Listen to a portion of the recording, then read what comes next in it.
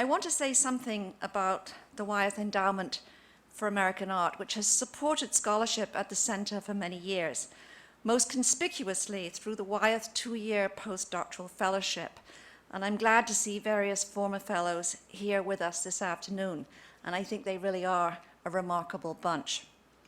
More recently, the Wyeth Endowment and the Center have worked together to find more expansive ways of combining our resources and bringing the best new scholarship in the field to the audience at the National Gallery and beyond. For the past 6 years or so, we've alternated a Wyeth lecture by a distinguished colleague with a Wyeth conference on a topic of interest involving younger scholars.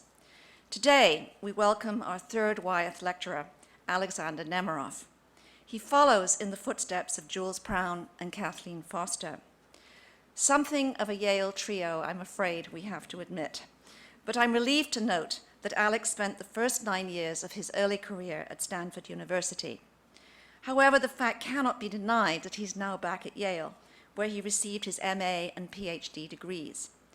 The Wyeth Endowment and the Center are interested in reaching an even wider audience through our program in the future. And so today, with Alex Nemiroff's generous consent, we will be taping this lecture for future use in an iPod broadcast from the gallery. And I will say that although this is way beyond me, it will be directly downloadable so that nobody will actually have to pay to see this. It's not going to happen instantly, and it won't even happen tomorrow, but it should happen within a few weeks, because we want to make sure that it is properly put together and edited. And it's a first for us, and something that we very much look forward to. And if this works, we plan on continuing it. Nothing could be quite like hearing Alex Nemiroff in person, however. He's a famed lecturer, creative thinker, and an elegant and stylish writer. In the past, he's concentrated on what might be called old American art, Raphael Peale, Frederick Remington being the subjects of his first 2 books. He's also written about N.C. Wyeth, Benjamin West, Norman Rockwell, and Robert Frost, among many others.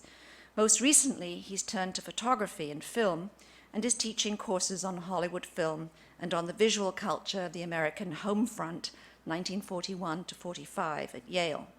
His book on icons of grief, Val Luton's Homefront Pictures, appeared in 2005.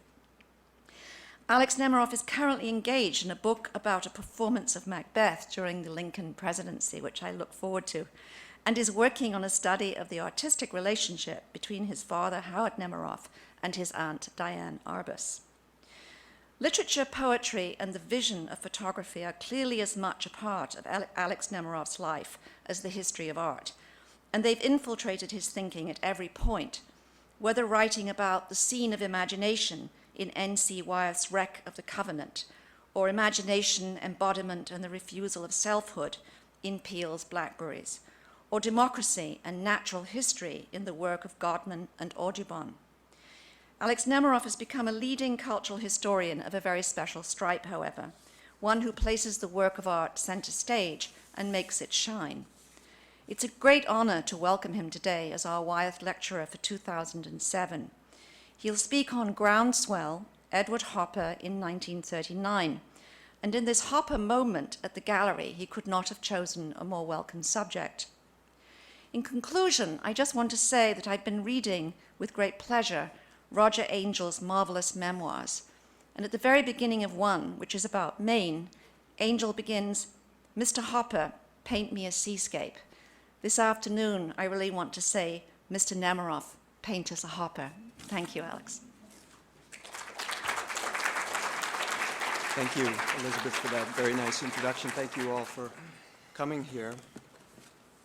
It's really a pleasure to be here and a pleasure to speak this afternoon about Edward Hopper, and actually about just one Hopper painting, this one here at the National Gallery, now as part of the museum's current Hopper show, a painting Hopper made in 1939 called Groundswell. The painting shows a type of sturdy, stable boat called a catboat out on the ocean, and on the boat are 4 clearly visible figures, 3 of them men, 2 quite young, and maybe the third one is as well at the rudder. All of the men are shirtless, and there's a fourth person, a woman, laying across the boat, her head covered in a kerchief against the sun, her bare feet extending off the edge. There's possibly another figure, I don't know, another head of hair perhaps, there in that blob above the woman's back. It's hard to say. But whether there are 4 or 5 of these figures, they all seem to stare at a bell buoy rocked by the sudden surge of water, the surge that froths the blue into white and creates those shelf-like waves that give the painting its title, Groundswell, the surge that makes the bell clang as the buoy rises and tilts, so the figures listen to the buoy as much as they watch it. The day is bright, and the day is beautiful. The breeze pushes into the mainsail, making it taut, and the cirrus clouds up at 20,000 feet or so, their rounded forms repeating the curves of the hull, their patterned diagonals intersecting the mainsail, add to the sense of winds blowing, gently pushing the boat. At the rudder, the man in the white hat steers the boat clear of the buoy on this bright, gently windy day, and so they pass, angling, curving so near this object they stare at and listen to with such unusual contemplation. So what could this mysterious work be about? What can be said about it? Hopper made this painting when he was 57 years old, in the prime of his career. A few years after, to give some context, a famous picture such as Early Sunday Morning of 1931, and 3 years before his most famous painting, Nighthawks of 1942. Hopper painted Groundswell on Cape Cod in South Truro, where he and his wife Jo had built a small summer home and studio in 1934. It's a painting that we can fit into the standard Hopper themes, maybe, the themes people tend to recite about his art: mystery, loneliness, alienation, themes that are correct in a general sort of way, I suppose, but somehow also tell us nothing. And the challenge for me today is to see something new in this work, to say something new too, and to do so in a way that brings us this afternoon closer, better, back into the world of Hopper in 1939, back to a thicker, denser, and more surprising story of what it meant for him to make a painting that year, back to meanings that Hopper himself would be surprised to hear his work is about, meanings definitely not intentional, yet meanings nonetheless powerful and unmistakable for all that.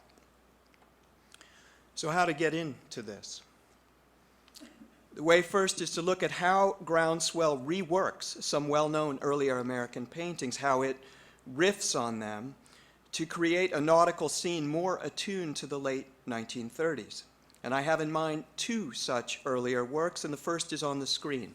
Thomas Eakins' 1874 picture called Starting Out After Rail, a Delaware River scene made early in the Philadelphia artist's career, and a picture that Hopper's bright blue sky day and striking design element of the white taut sail seem especially indebted to.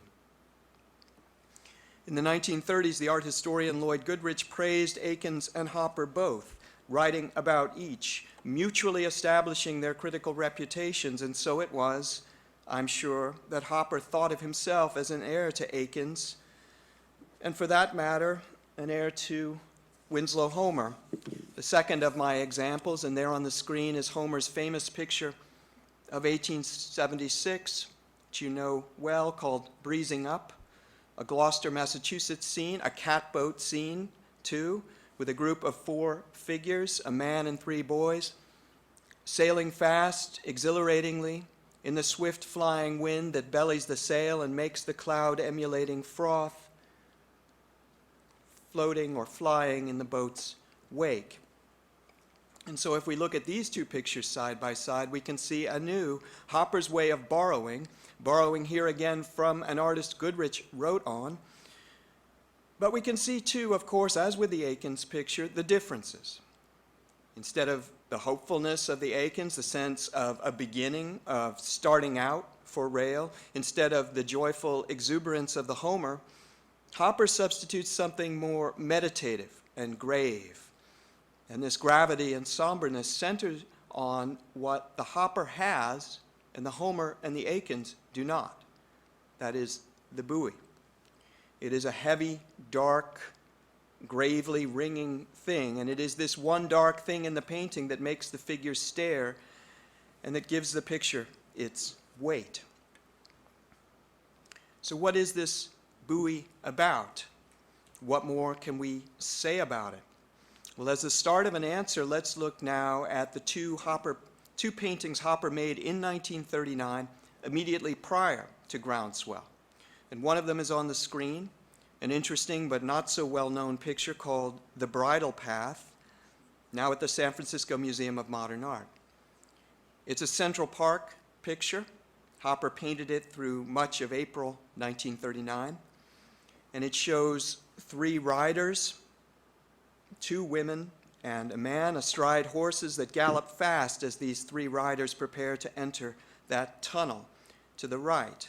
The rider nearest us, the man, pulls back on the reins. The white horse bucks and pitches a bit as the tunnel looms. The angle of its head recurs numerously among the upturned slabs of rock, like so. The painting is a Manhattan pastoral and not a New England boating picture, but in other ways it's quite similar to Groundswell. Both are leisure scenes, both feature several figures, male and female, and both show these figures controlling, manipulating the things on which they ride. The riders of the horses manipulating the reins, the sailors directing the boat. And look at the man in the hat controlling the rudder in Groundswell compared to the man in the hat holding the white horse's reins. And look at all the ropes in each picture, those elements of control. And still more, the more I look at these two pictures, the more I see a relation between the white horse and the white catboat, between the bellying roundedness of them both, between their similar placements. Each is a means of travel, both moving to the right and requiring some skill to operate. Then last and most important, I see the kinship between the darkness of the tunnel, a sign of the unknown, of danger, and the buoy. Each picture shows, that is, a structurally similar setup, people at their leisure, astride, aboard, horse and boat, and then this darkened sign of warning or foreboding. The figures in Groundswell are more circumspect, measured in their relation to darkness and danger. They don't plunge headlong into it. But the two pictures are still clearly variations on a theme Hopper seems to have been exploring that year. And so is this one, another one you know quite well, which is the next picture that Hopper made after Bridle Path, and so the one he painted directly before Groundswell. It's called Cape Cod Evening. It's here at the National Gallery always. And this time, the location of the scene is much closer to Groundswell's than it was in Bridle Path. We're right on Cape Cod, outside some mythical house in some mythical field that Hopper invented from various locales in and around South Truro during July 1939. Now, the subject of this picture, a recurrent one in Hopper, as in Robert Frost or Eugene O'Neill, is tension, dysfunction, the man and woman proximate yet far apart, he of the door and she of the bay windows, he of the stoop, she of the clapboards, the man identified with the dog, both lower to the ground, both connected to the rounded, bending forms of the finials to either side of the door, both their heads pointing in the same direction, and the woman linked more subtly to the house. The subject is also the unknown. The dog, alertly gazing, its tail taut, has heard something out in the woods. The Hoppers had actually thought to call this painting The Whippoorwill. And the trees to the upper left, the darkened woods, convey nicely this sense of a mysterious and possibly menacing world, a world that encroaches ever so slightly on the trim order of the house. And it's a world out of which this attention-getting sound emerges. Cape Cod evening shares plenty with groundswell. The waves of high grass prefigure the water of the next painting. The collie, if you like, is stranded in that grass like the buoy in the water.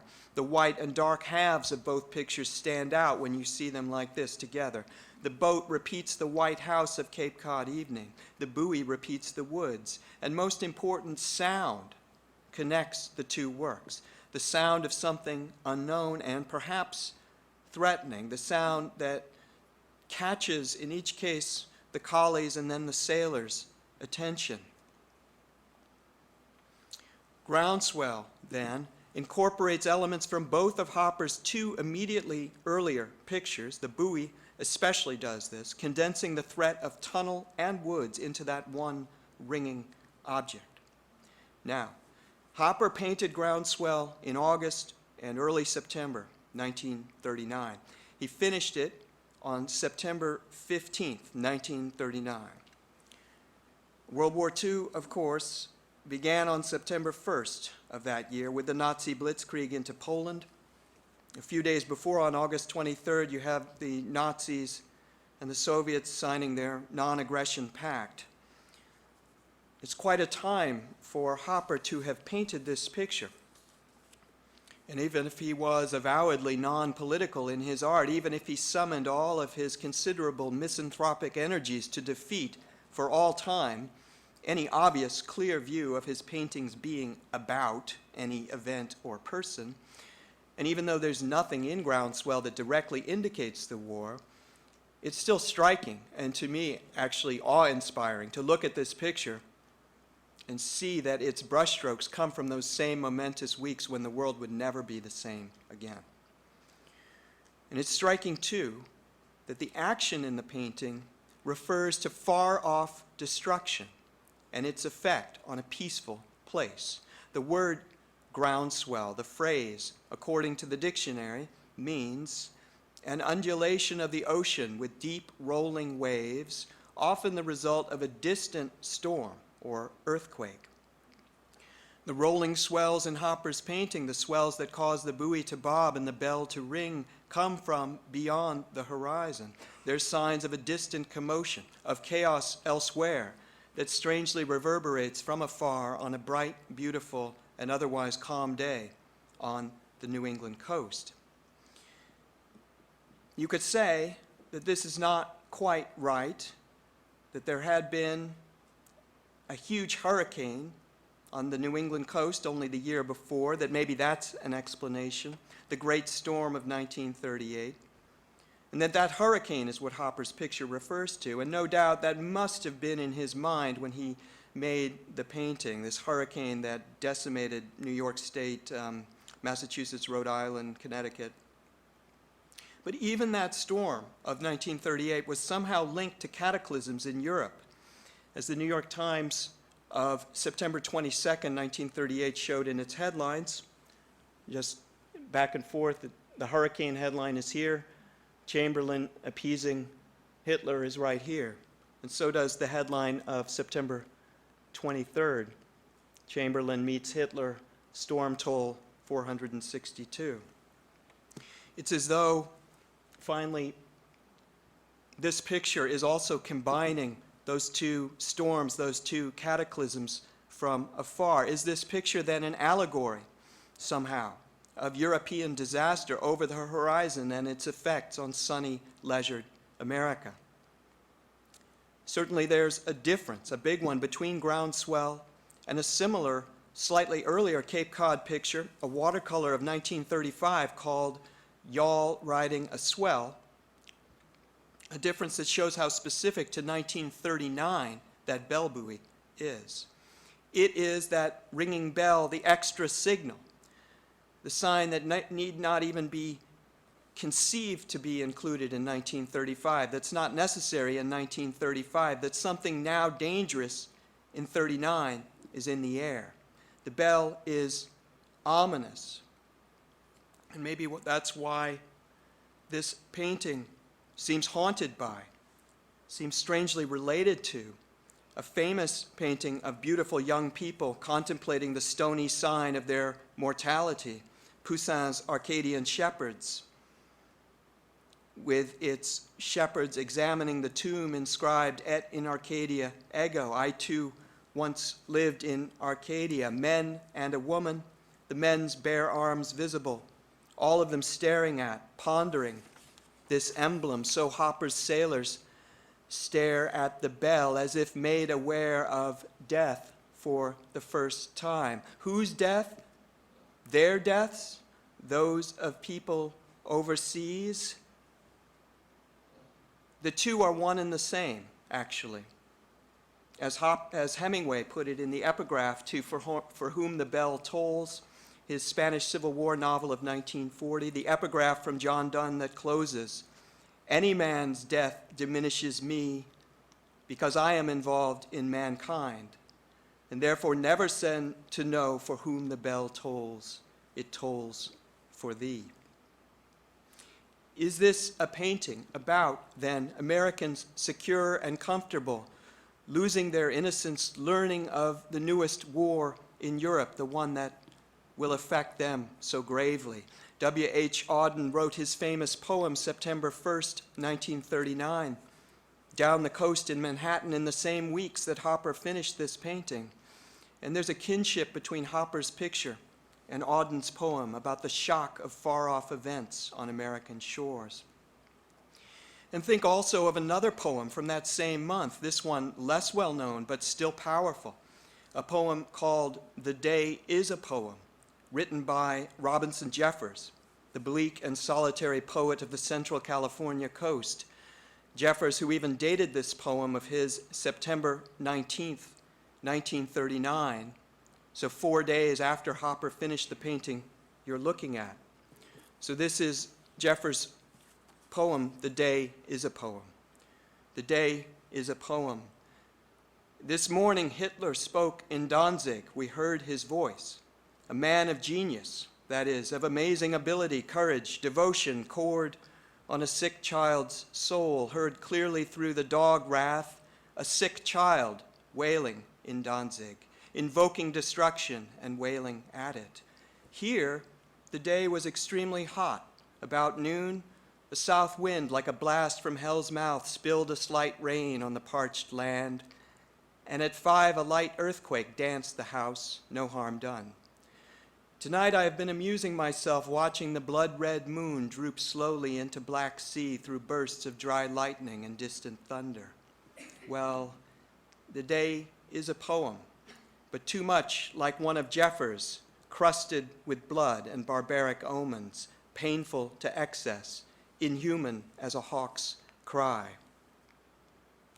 So looking at the picture there, two coasts, west and east, 2 days, 2 sets of contemplators, the lone poet in The Day as a Poem and the group in Hopper, 2 sets of omens and portents, quite a few in Jeffers' poem, ending in the hawk's cry, and just the one in Hopper, the bell slowly ringing and swinging. But still the general sense of a connection between the two. Hopper was working on dark totems of foreboding all through 1939, the tunnel, the dark wood, but the bell seems quite specific as a reference to the European crisis and its effects on America. Yet that is not the point of this painting. Not exactly. There's something more precise about its way of showing the events of those months. Jeffers' poem is our way of starting to see this something more. The poem refers, of course, to listening to the radio. The voices of Hitler and the sick child in Danzig come across via radio to Jeffers listening as he looks out at the Pacific Ocean from the Monterey Peninsula. And there's something about this idea of radio transmission that's relevant to Groundswell, more than relevant, in fact, something about radio transmission that informs this painting, I feel, at the deepest level, and that may be at the heart of what it meant for Hopper to make this painting when he did, and to give it the look that he did. How many Hopper paintings do you know where so many figures so intensely, uniformly listen to the same object. Groundswell could hardly consciously, intentionally be about radio, but if it was somehow still about it, how and why could this be so? It may be easy for us to forget today, but radio was wildly, inordinately popular during the 1930s. And since its advent as a popular medium a few years before, radio had gone from the specialized tool of experts to a miraculous technology available to wonderstruck listeners, to a ubiquitous source of information and entertainment found in many American homes. The chart on the screen, which I took from a 1942 publication called Radio in Wartime, shows, in partisan but still illuminating terms, the growth of radio from 1922, when it was in just 500,000 homes, to 1938, when it was in 26 million, and on to 1942, when it says it was in 30 million homes. This chart shows that by 1942, Americans owned 56 million radios, far surpassing, say, their number of toasters. And this chart, to get three-dimensional on you for a second, shows that since 1922, Americans had bought 97 million radios, with more than 13 million bought in 1941 alone. And still, this other chart indicates that Americans preferred listening to radio over reading magazines and books or reading newspapers, that they got their news more from radios than from newspapers, and that they'd sooner give up even movies than radios. Now, no matter who compiled these numbers, there was no denying the dramatic spread of radio, especially by the late 1930s, when Hopper made his painting. And I can be more specific about this as we look now at a photograph of people tuning in sometime during the late 30s or early 40s. The decade, as many of you know, was a time of huge radio personalities. Father Coughlin, Walter Winchell with his famous call out to Mr. and Mrs. America and all the ships at sea. H.V. Kaltenborn, who, for those of you who know Frank Capra's Mr. Smith Goes to Washington, a film made and released in 1939, appears as the radio reporter near the end during Jefferson Smith's record filibuster, intoning into his radio microphone that this is democracy in action. The 30s were also the time of the first of Franklin Delano Roosevelt's hugely popular fireside chats, which happened periodically every year from 1933 until his death in 1945. They were the time, too, of soaps, mysteries, comedy hours, and their corporate sponsors. The Pepsi Company created the first nationally aired radio jingle in 1939. The late 30s especially were a time of infamous scares and outright panics, some based on fantasy, others on reality. Orson Welles' War of the Worlds broadcast took place on October 30th, 1938, 10 months before Hopper started his painting. The Munich crisis had unfolded in September 1938, with Americans purchasing radios in record numbers to listen to Kaltenborn report the latest news of Neville Chamberlain and others trying to stave off Hitler in World War. Then in 1940-41, the London Blitz with Edward R. Murrow's reporting. Then on December 7th, 1941, Pearl Harbor. Americans listening to news of that attack on the radio, listening in what has become an iconic national memory, enshrined early on in, say, William Faulkner's 1942 short story, Two Soldiers, the one about the two brothers, one a young man, the other a boy, who listened to news of the attack on the booming radio of a hard-of-hearing neighbor, a broadcast that leads to the enlistment and eventual death of the older brother. And enshrined now, too, this national memory in one of the narrative relief sculptures on the new World War II memorial here in Washington, which shows a family listening to news of Pearl Harbor on their radio. Hopper's listeners are of this serious kind. They're taking in that sound in their studied, austere, deeply focused way. Even the woman on her stomach is alert and attentive to the bell, her chest and head lifted up, her weight resting on her elbows. at a time when radio could be a sign of frivolity, of time frittered away, or of a credulity, a suspension of disbelief, almost beyond comprehension now.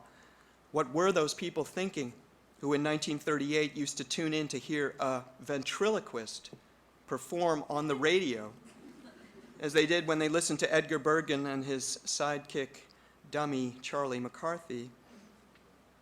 Hopper's listeners are not like that. They aren't like the lemmings that Marxist cultural critics of those years saw in Americans all enthralled to the popular media. And they aren't crazy listeners either, irresponsible with theatrical despair, as in the well-known story of Laurence Olivier and his English actor buddies who on September 3rd, 1939, aboard their yachts off the Santa Monica coast, hearing news on their shipboard radios of the declaration of war, immediately got sodden drunk, with Olivier lowering himself overboard in a rowboat and paddling around to the other boats in the harbor, proclaiming, "This is the end. You're all finished. Drink up and enjoy yourselves. It's all over." Not like that.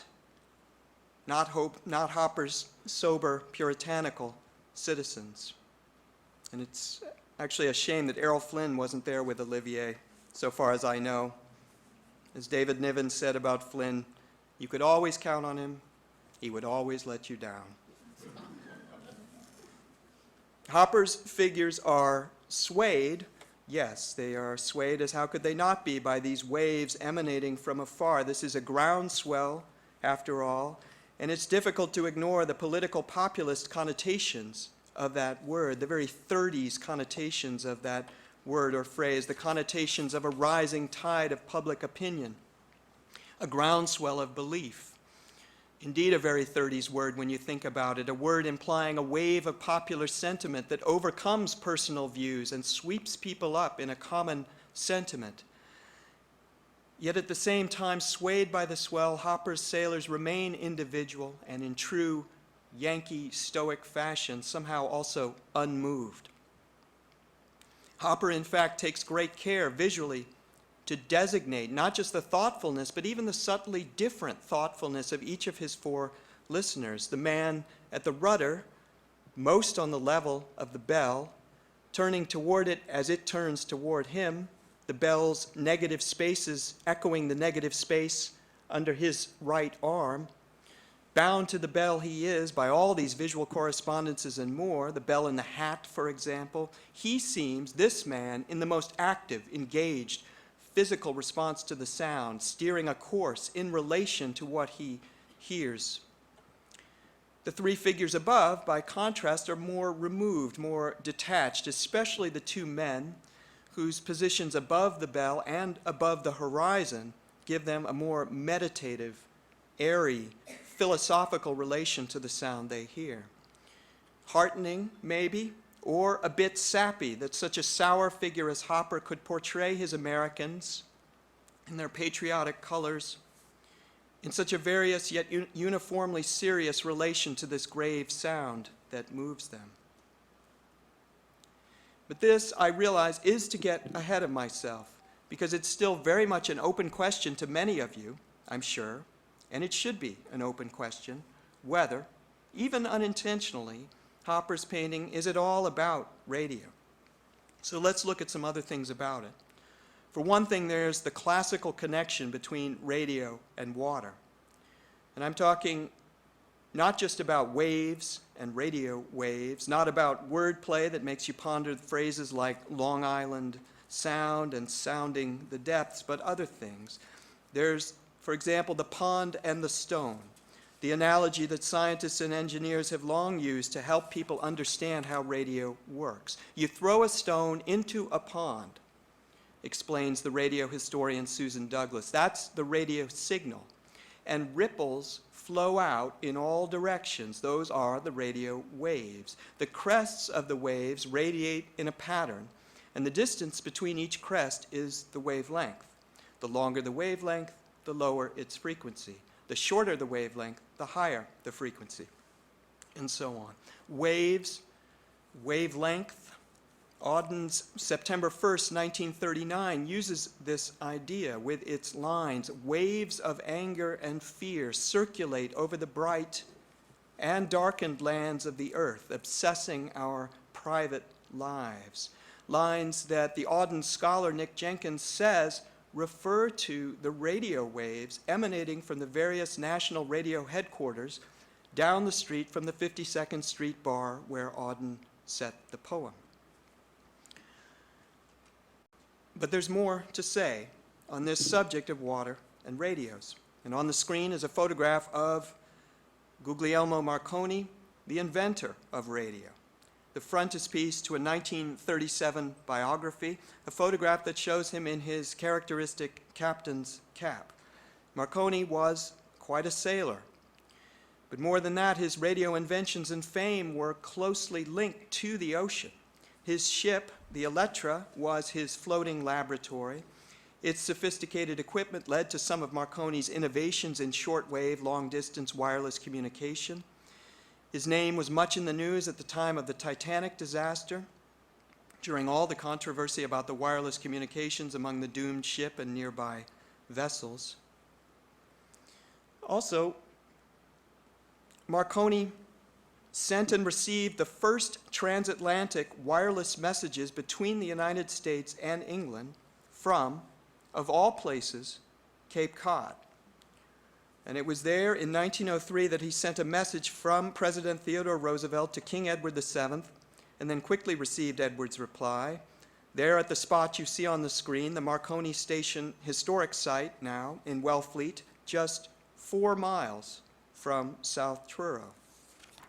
Though the station was abandoned long before the Hoppers moved to Cape Cod, it's, to me, amazing that Hopper's painting, with its listening figures and other connotations of radio, should be set so near the scene of this famous moment in radio history. So appropriate, too, since 1939 was a year when the latest news from England was as momentous and stirring as that first transmission back in 1903. What about radios? Hopper's bell buoy is just a buoy, that's not in dispute.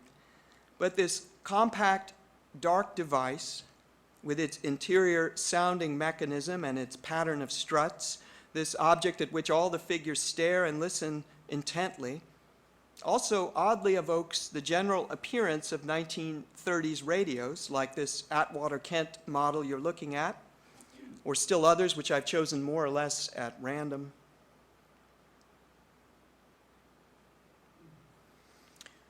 There were actual radio buoys, of course, in 1939, but this one, oddly, in Hopper's picture, evokes a household model. You know, bells and radios were linked in those years. Bells were treated as a kind of rustic or medieval broadcasting form. If you ever see the 1939 film, The Hunchback of Notre Dame, that's very clear. Or if you've read John Hersey's wartime novel called A Bell for Adano. Bells as radios, bells as forms of communication, this was something that was a current idea. The point, though, again, is not that Hopper secretly, intentionally made his picture into an allegory of radio, giving us one thing, a nautical scene, so that he could furtively, cunningly deliver a hidden content. Nothing could be further from the truth. And we can only imagine how laughable this painting would be if Hopper really did conspire to deceive us in this way. Instead, we're dealing with something much more subtle, something really unintentional, with Hopper's seagoing painting becoming somehow, without him knowing it, and for reasons we still haven't explored, a painting that is also about radio. Now, did Hopper himself listen to the radio, listen like his figures do, listen even while he painted his pictures? Yes, he did.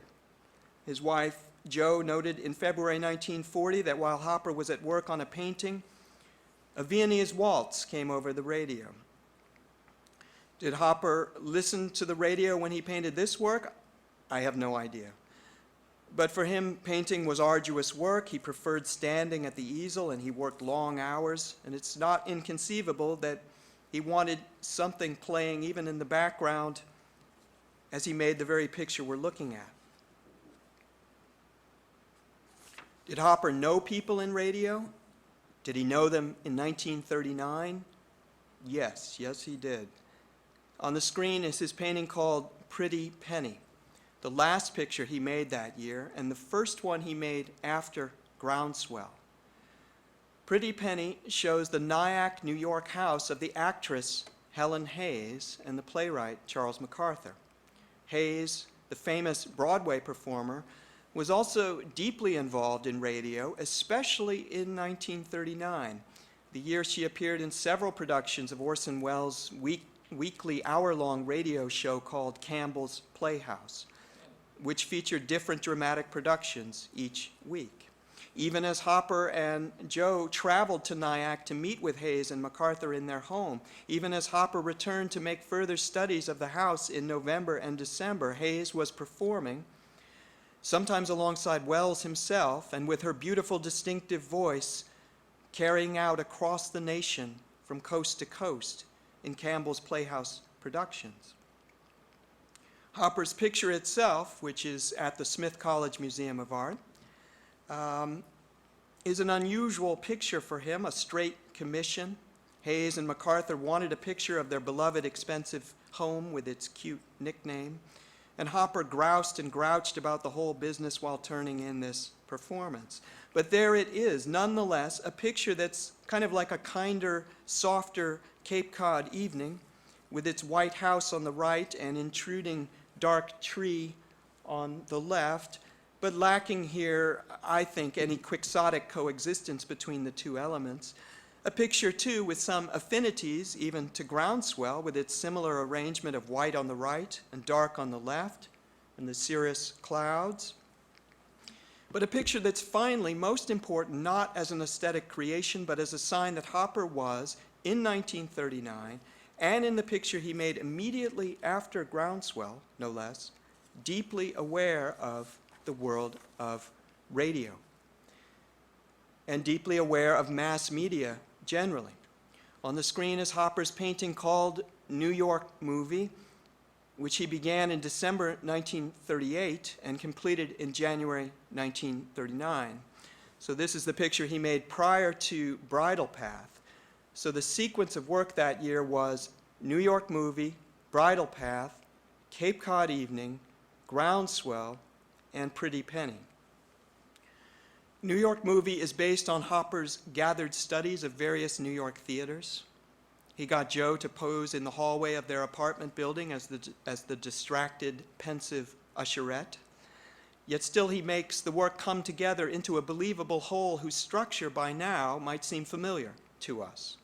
There's the thoughtful figure on the right, a recognizable precursor to the sailors in Groundswell, and there, like the buoy, the sign of mass mediation on the left, the motion picture screen, here only one edge of it visible, across which those phantom gray forms appear. At the same time, there's something different, something more complicated about New York Movie, and it's something that can suggest why Hopper was so concerned with the mass media in 1939. Now, the usherette is off by herself. She's separated from the screen by that powerful column, barred further by those gleaming handrails. She's really in her own world, in her own brooding fantasies, independent of the mass-mediated ones. New York Movie, in other words, makes the case for a private mental life, split off from the mass media. It's a private life, too, a world of purely personal fantasy, very much aligned with Hopper's own enterprise as a painter. Why he didn't like painting Pretty Penny, that was someone else's fantasy. Why he did like devising and painting his own imagined scenes. Why he felt painting these personal visions were in fact the essence of his art. Painting in a world of mass media must safeguard the world of private experience. It must grow out of personal visions and those only. And it must relegate, push to the side, crop, and otherwise cancel the mass-mediated dreams that are, in 1939, its formidable and overwhelming competition. If painters of only a generation earlier, John Sloan, for example, could aim to make their pictures loud, to reproduce the clatter and conversation of an actual world, as Sloan did in his Italian restaurant painting of 1912 called Renganeschi's Saturday Night, a painting that Hopper, with his respect for the Ashcan school, would have admired. Hopper, all the same, painting now in the age of radio, aimed to make his pictures silent. All must be quiet. Quiet in 1927. There was no longer a need in the age of radio for painting to simulate sounds as it had just 15 years earlier. Now all should be silent or punctuated at most by a minimal noise.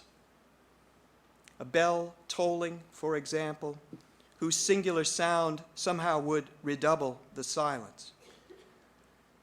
Why are there then those intimations of radio in this picture?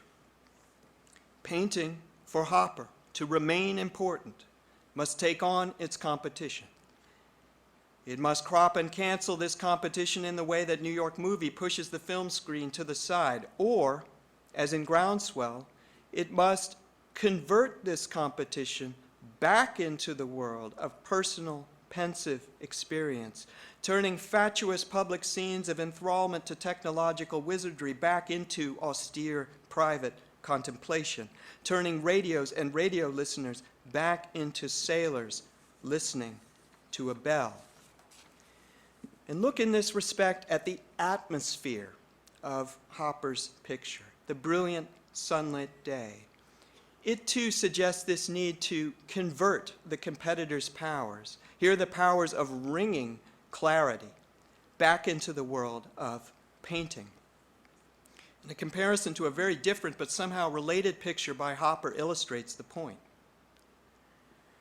This is a Hopper painting of 1935 showing Central Park called Shakespeare at Dusk, showing over here on the left John Quincy Adams Ward's 1872 sculpture of Shakespeare silhouetted there.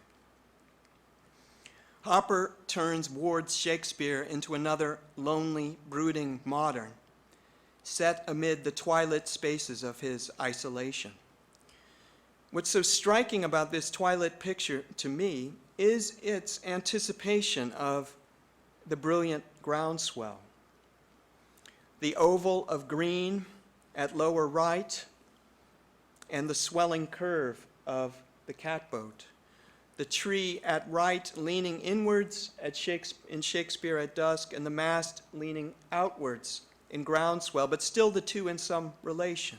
And then off to the left, far to the left edge in the earlier painting, and closer to the middle in the later work, the darkened boxy shape, not the resounding buoy, but the sound of another, or the sign of another sound, that of the mellifluous poet in Shakespeare at Dusk. As if these two pictures, for all their profound and rather obvious differences, nonetheless emerged from the same lexicon, not just of pictorial design, but philosophy as well. Philosophy about communication and the fine arts in the modern age. Shakespeare at Dusk, misanthropic and downbeat, is a picture about the decline of eloquence, not just Shakespeare's, but a certain Victorian kinds as well, fated now to preside in bronze irrelevance over the darkening emptiness of its garden park. Groundswell, on the other hand, is about the clarity of a new media, resounding dumbly, mechanically, in brilliant waves on brightest days. The two pictures for me allegorize two types of painterly response to a new media age: defeat and dejection, poetic feeling in a state of crepuscular, wintry abandonment, a state of the poet and painter literally at Audenesque odds with the ascendant and all-inclusive commercial life of the United States, the us sign. It's a gloomy atmosphere, this one is in this picture, yet it's also, of course, the source of the poet-painter's stoic power of solitude, not just here, but in the comparably twilit New York Movie. That's one option. And then in Groundswell, another response. Not cold dejection, not that at all, but scintillating clarity. Painting having striven to emulate the brilliant atmospherics of sound carried magically in waves and rays. Painting now striving to strike the note with the fabled aerial purity of its mass media competitor. The luminous day, the clouds with their echoing sonic shapes, the clouds far spreading that seem almost to reverberate, to ring, as so many wafting sound wave emanations of the buoy whose angle they duplicate. Painting knowing here that the new medium's crystal clarity is what it most needs to emulate, and if possible, even out-clarify, converting it to a vibrating visual distinctness. Hopper's sailors are just sailors, and his buoy is just a buoy. His ocean waves and clouds are just that, and nothing more. Let's not forget that. But these things as is, let's also not forget, carry with them all kinds of signs, unmistakable signs. Of the radio world Hopper had to convert for his painting to stand forth for us now, in this room, in all its clear quiet. Thank you.